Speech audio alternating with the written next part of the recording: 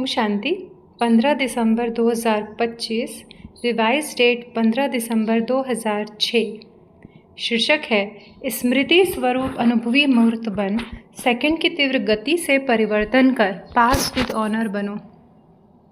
आज बाप दादा चारों ओर के बच्चों में 3 विशेष भाग्य की रेखाएं मस्तक में चमकती हुई देख रहे हैं। सभी के मस्तक भाग्य की रेखाओं से चमक रहे हैं। एक है परमात्मा पालना के भाग्य की रेखा, दूसरी है श्रेष्ठ शिक्षक द्वारा शिक्षा के भाग्य की रेखा, तीसरी है सद्गुरु द्वारा श्रीमत के भाग्य की रेखा। वैसे भाग्य आपका अथाह है, फिर भी आज यह विशेष 3 रेखाएं देख रहे हैं। आप भी अपने मस्तक में चमकती हुई रेखाएं अनुभव कर रहे हो ना। सबसे श्रेष्ठ है परमात्मा प्यार के पालना की रेखा।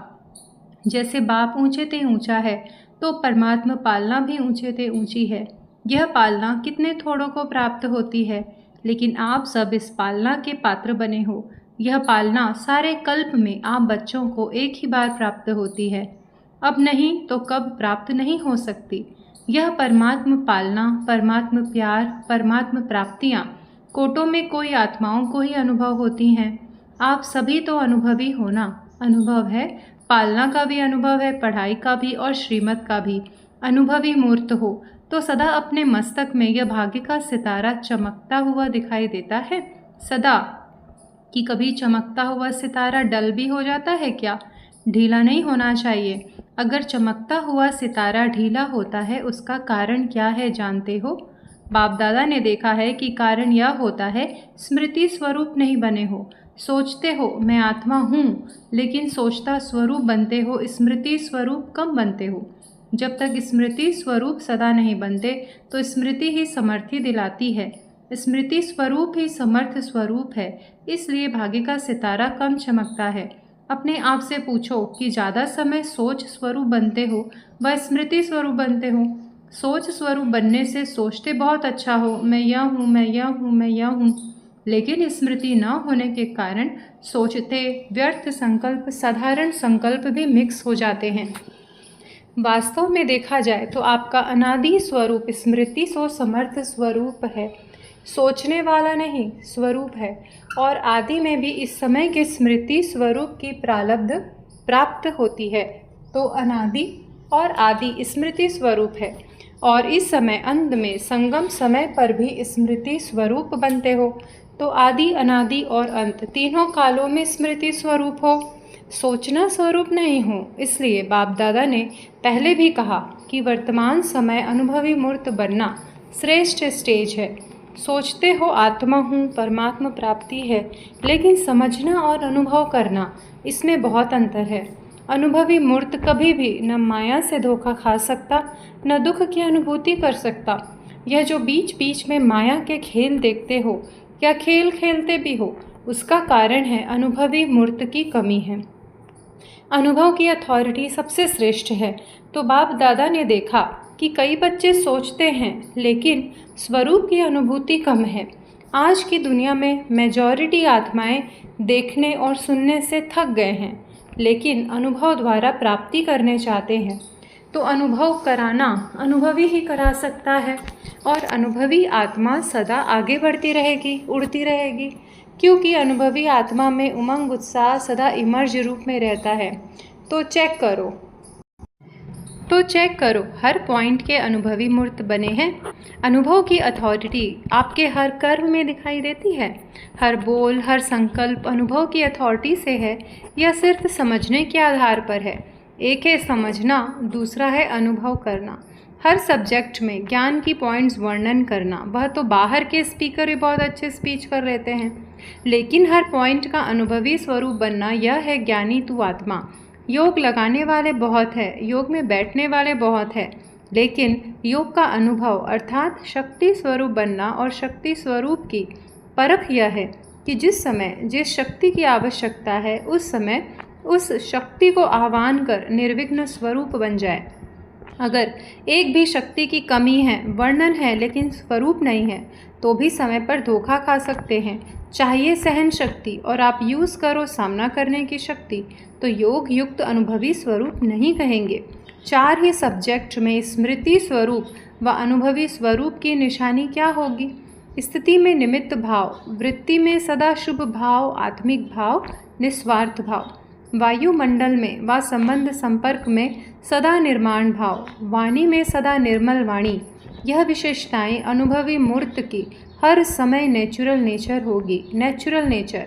अभी कई बच्चे कभी कभी कहते हैं कि हम चाहते नहीं हैं यह करें, लेकिन मेरी पुरानी नेचर है। नेचर नेचुरल काम वही करती है, सोचना नहीं पड़ता, लेकिन नेचर नेचुरल काम करती है। तो अपने को चेक करो, मेरी नेचुरल नेचर क्या है। अगर कोई भी पुरानी नेचर अंश मात्र भी है तो हर समय वह कार्य में आते आते पक्का संस्कार बन जाता है। उसको समाप्त करने के लिए पुरानी नेचर, पुराना स्वभाव, पुराने संस्कार को समाप्त करने के लिए चाहते हो लेकिन कर नहीं पाते हो। उसका कारण क्या है? नॉलेजफुल तो सब में बन गए हो, लेकिन जो चाहते हो होना नहीं चाहिए लेकिन हो जाता है। कारण क्या है? परिवर्तन करने की शक्ति कम है। मेजॉरिटी में दिखाई देता है कि परिवर्तन की शक्ति समझते हैं, वर्णन भी करते हैं। अगर सभी को परिवर्तन शक्ति की टॉपिक पर लिखने के लिए कहें या भाषण करने के लिए कहें तो बाप दादा समझते हैं सभी बहुत होशियार हैं, बहुत अच्छा भाषण भी कर सकते हैं, लिख भी सकते हैं। दूसरा कोई आता है उसको समझाते भी बहुत अच्छा है, कोई हर्जा नहीं, परिवर्तन कर लो। लेकिन स्वयं में परिवर्तन करने की शक्ति और वर्तमान समय के महत्व को जानते हुए परिवर्तन करने में समय नहीं लगाना चाहिए।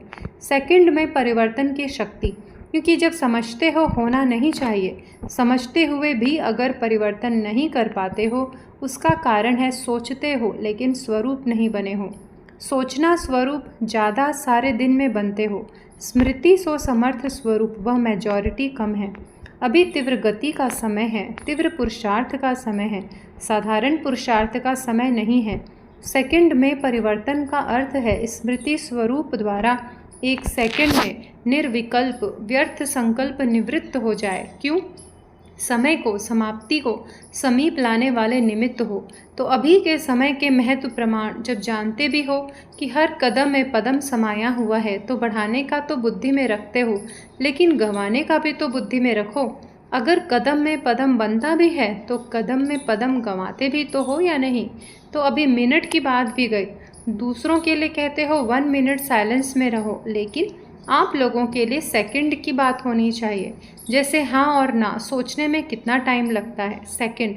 तो परिवर्तन शक्ति इतनी फास्ट चाहिए, समझा? ठीक है। ना ठीक को बिंदी और ठीक को प्रैक्टिकल में लाना है। अभी बिंदी के महत्व को कार्य में लगाओ।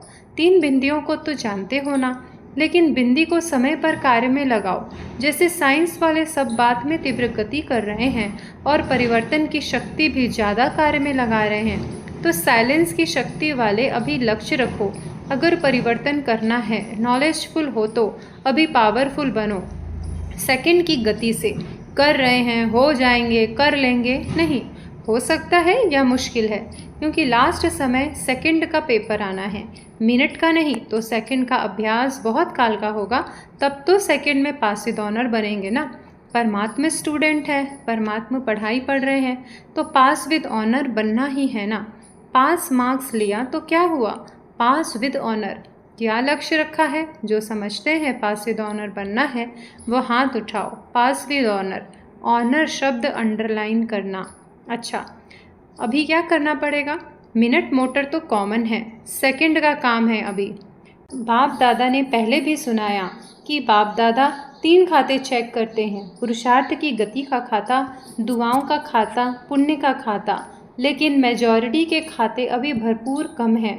इसीलिए बाप दादा आज यही स्लोगन याद दिला रहे हैं कि अब तीव्र बनो, तीव्र पुरुषार्थी बनो, तीव्र गति से समाप्ति वाले बनो, तीव्र गति से मनसा द्वारा वायुमंडल परिवर्तन करने वाले बनो। बाप दादा एक बात में सभी बच्चों पर बहुत खुश भी है। किस बात में? प्यार सबका बाप से जिगरी है, इसकी मुबारक है। लेकिन इस सीज़न की समाप्ति तक अभी तो टाइम पड़ा है, इस सीज़न के समाप्ति तक तीव्र गति का कुछ न कुछ जलवा दिखाओ। जो समझते हैं लक्ष्य और लक्षण दोनों ही स्मृति में रखेंगे वो हाथ उठाओ। तो लक्ष्य और लक्षण दोनों को ही सामने रखना है। अभी अभी अभ्यास करो, 1 सेकंड में निर्विकल्प निर्व्यर्थ संकल्प बन एकाग्र। एक बाप दूसरा न कोई, इस एक संकल्प में एकाग्र होकर बैठ सकते हो। और कोई संकल्प नहीं हो, एक ही संकल्प की एकाग्रता, शक्ति के अनुभव में बैठ जाओ।